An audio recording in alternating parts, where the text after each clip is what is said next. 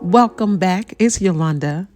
It's Monday, so I'm delivering another episode of Everybody at the Table, which is my brand new podcast. It's 4 weeks old of me and my musings and my revolution. It's a response to and really a proactive approach to how we survive not just the next 4 years of Donald Trump's presidency, because the truth of the matter is that he's a symptom of a larger problem. And oftentimes we look at him as the problem. And though he is, he's much more of a symptom, much of what we are experiencing with the Trump presidency. And even really, when you look back over a period of since Barack Obama started running for president. And that's been a long time. I think Barack Obama started running for president in 2006. And so we are almost 20 years into this very visceral racist response to a black man daring to enter outside of the space created for him to being something different. And since that period of time, I know for me, for the African American community and so many other marginalized communities, there's been this groundswell of resistance. I remember the Tea Party coming out of immediately retribution of his first election in 2008. And so the 2010 midterm elections, we see the rise of the Tea Party. And so there's just been this counterbalance, this struggle, this pull that we've seen in our country. I imagine the same pull that my ancestors experienced, my mother's generation, my grandmother's generation during the Civil Rights Movement and during Jim Crow.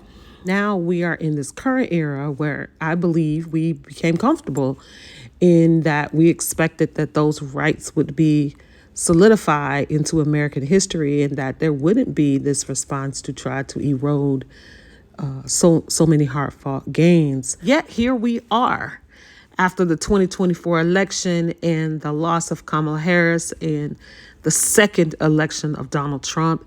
Even though we know as a nation who he is, many, over 77 million people decided to elect him as the leader. And there was this groundswell of deflation that occurred just organically across social media. We saw it as Black women just without even gathering together to have a conversation, just said, we're done. We're not doing this anymore. We are done trying to fight.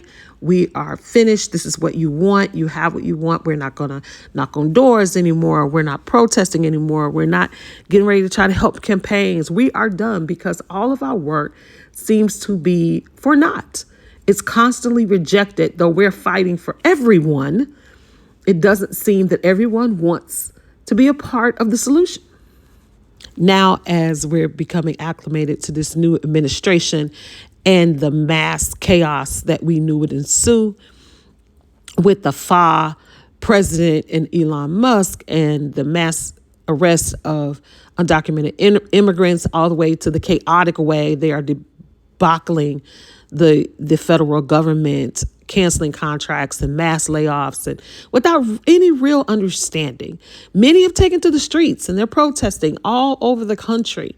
And the question that I'm hearing more and more is, where are Black people? Where are the African Americans? Where are the folks who many are used to leading the protest, seem to be completely absent? And I'm here to answer that question. African Americans are resting because rest is resistance too. The revolution needs rest too. And for those who have been the standard bearers and carrying the protest flag at the forefront of American civil rights revolution for decades now, and even, dare I say, century now, we need rest.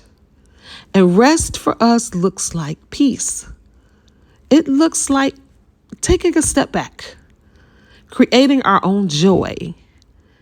Because resistance for us looks like a walk in the park, a hike through the woods, a vacation by the ocean, listening to the waves roll in. The fight to be seen and the fight to be heard can often plunge you into a never-ending battle, a sea of struggle where the waves keep crashing, pulling you under, leaving no relief.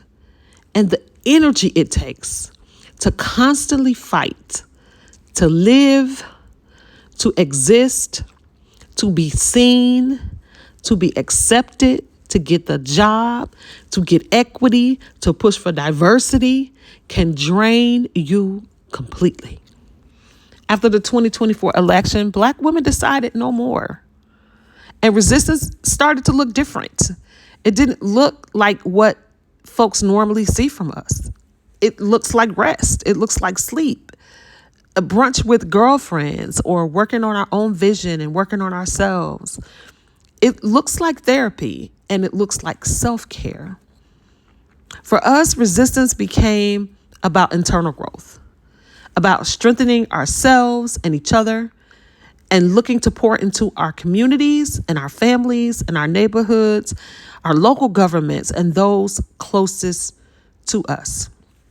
Resistance for us is turning off the rage-baiting media cycle that charges us with fear without solution.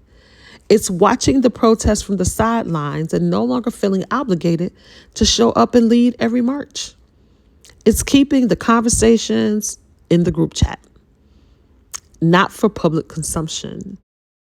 I've even heard some say, "Where's Kamala Harris?" As if she did not do all she could to create a vision for the future and give us hope to not be in this place. And I hope that Kamala Harris is on vacation on an island somewhere, drinking chilled wine and sipping tea and crumpets. Look, we have not gone anywhere. Black women are here. We're resting. We're hoping. We're believing that this time the others will get it right. Because sometimes resistance looks like leaving their table entirely and building our own. Those are my thoughts. It's where I am this week in the conversation. Please like, share your comments of what you're enjoying, what you would like to see differently, and always tell someone else about what we're talking about here over at the table.